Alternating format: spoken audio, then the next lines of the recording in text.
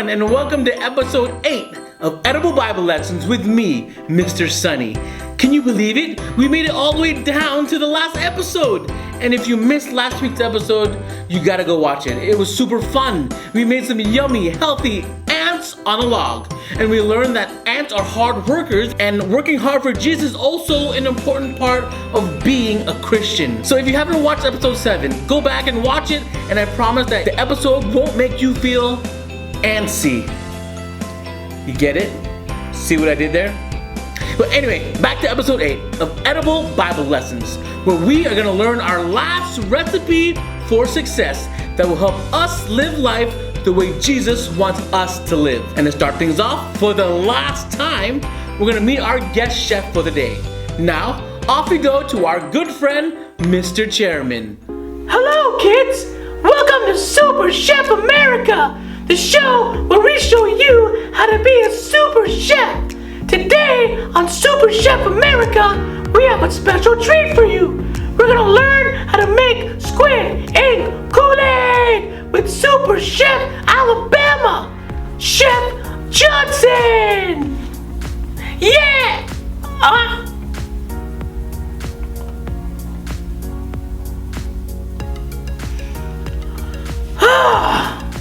It seems Super Chef Johnson will not be able to make it today.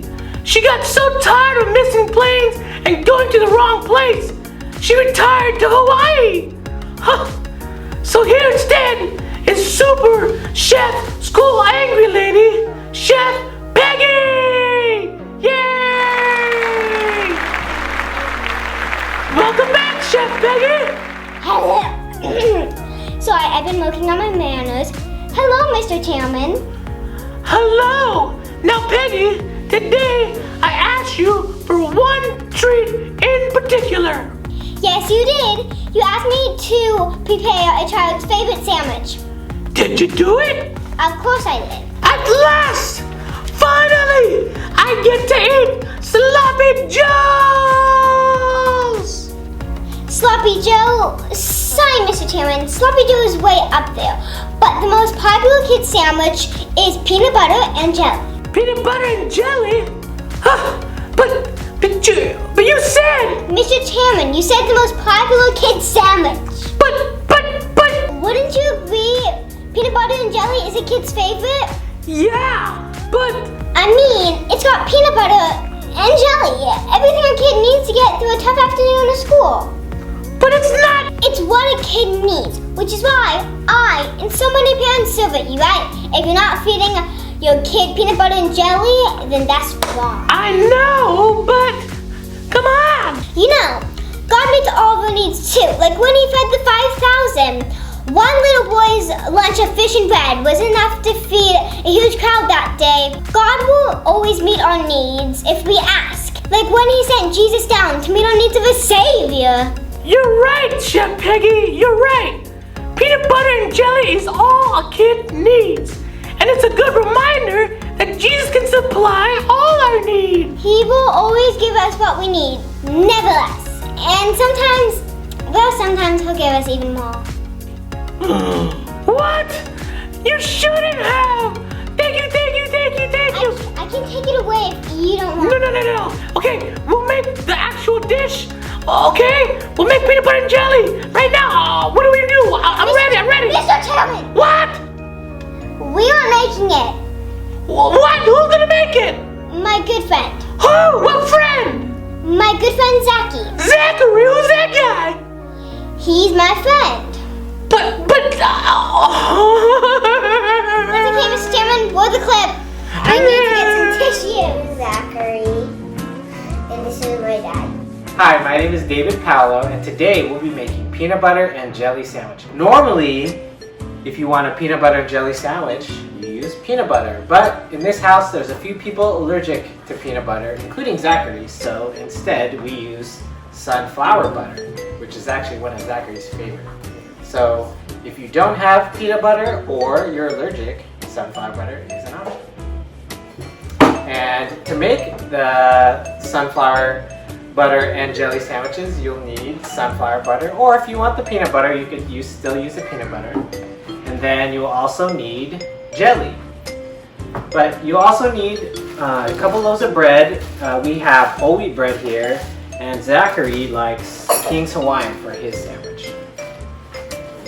All right, so the first step is to put the ingredients in, or scoop it out of the jar. I like to start with the jelly first, and then you just spread it all over.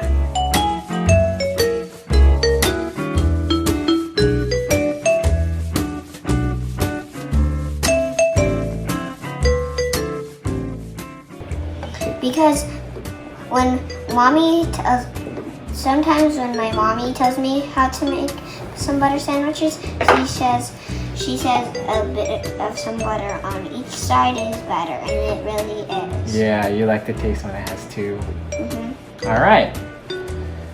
Is that enough for you, or are you? Yeah, that's okay. That's enough? Okay. Then what we're going to do is we're going to put the sandwich together. So I like to do it like this, where the edges are on the outside. Then I'm going to fold them together.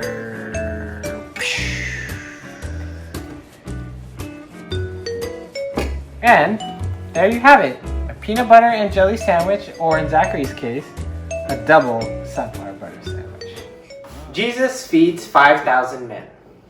When Jesus heard the news about John, he left there in a boat and went to a lonely place by himself. The people heard about it, and so they left their towns and followed him by land. Jesus got out of the boat, and when he saw the large crowd, his heart was filled with pity for them, and he healed their sick. That evening, his disciples came to him and said, "It is already very late, and this is a lonely place. Send the people away and let them go to the village to buy food for themselves." "They don't have to leave," answered Jesus. "You yourselves give them something to eat." "All we have here are 5 loaves and 2 fish," they replied. "Then bring them here to me," Jesus said. He ordered the people to sit down on the grass. Then he took the 5 loaves and the 2 fish, looked up to heaven, and gave thanks to God. He broke the loaves and gave them to the disciples, and the disciples gave them to the people. Everyone ate and had enough. Then the disciples took up 12 baskets full of what was left over. The number of men who ate was about 5,000, not counting the women and children. Whether lunch comes from mom or from the cafeteria, every day you go to school, there's something making sure you get a good meal. Peanut butter and jelly is no fancy feast, but it's a yummy sandwich that will fill you up and give you the energy to make it through the rest of your day. Jesus shows us in the feeding of the 5,000 that he is able to meet all of our needs. The fish and the bread weren't much fancier than PB&J, but that one little boy's lunch was enough to feed the masses that had come to see Jesus that day. Whatever you're going through, whatever needs you have at the moment, Jesus can meet them. Sometimes he blesses in abundance, and sometimes he gives us PB&J. And whatever he gives you, it will be enough, and it will satisfy your hunger. Well, that's it for the Edible Bible Lesson series. Thank you so much for hanging out with us through all 8 episodes. And like we always do at the end of every episode, we're going to close things off with prayer. And today, it's from my good friend, Zachy. Dear God, give us each day our daily bread, and help us trust you to meet our needs. In Jesus' name.